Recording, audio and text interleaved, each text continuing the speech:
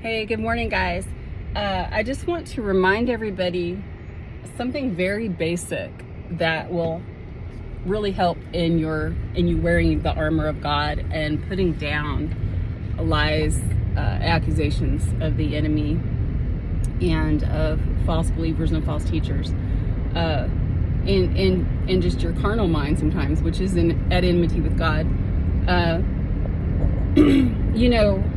Justification is what, when you look at these terms in the Greek, you can see that justification is what makes you righteous. It's to be declared righteous, right? And we're justified by the blood, by faith in Jesus Christ as a gift. And righteousness is the state of being accepted by God. It is what is deemed right and acceptable to God. And that's why we are said to be at peace with God. That's why the veil was torn. And it wasn't through anything anybody else did. It was the moment that Christ finished his work on the cross. And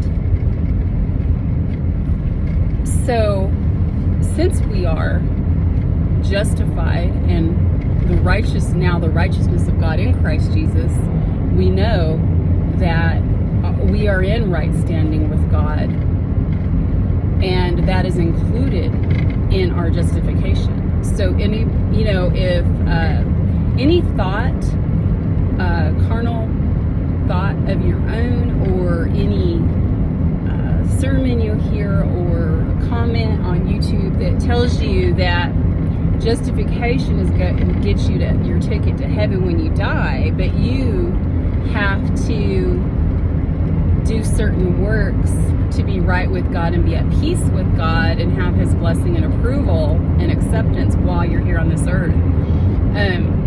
They are teaching justification by works.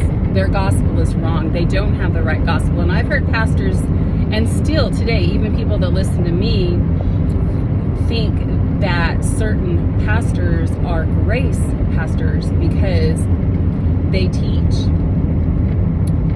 that we are saved by faith alone, through Christ alone, but they burden the Christian life, and they redefine justification as going to heaven when you die.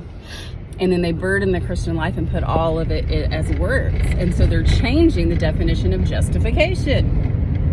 And it's a false gospel. That's what Paul warned about in Galatians, okay?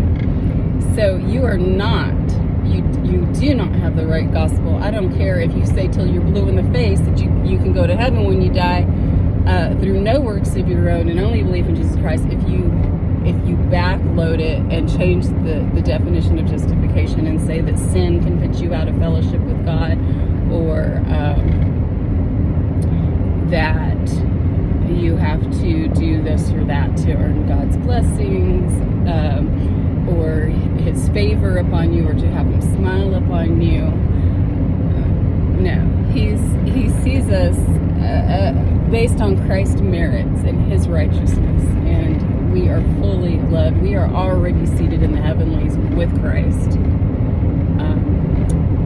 That is our position. So there is no good fruit that comes from unbelief, which is what these people are walking in, that think you have to live your Christian life that way. There is no good fruit that comes from unbelief and dead works. All right, I love y'all. Have a great day.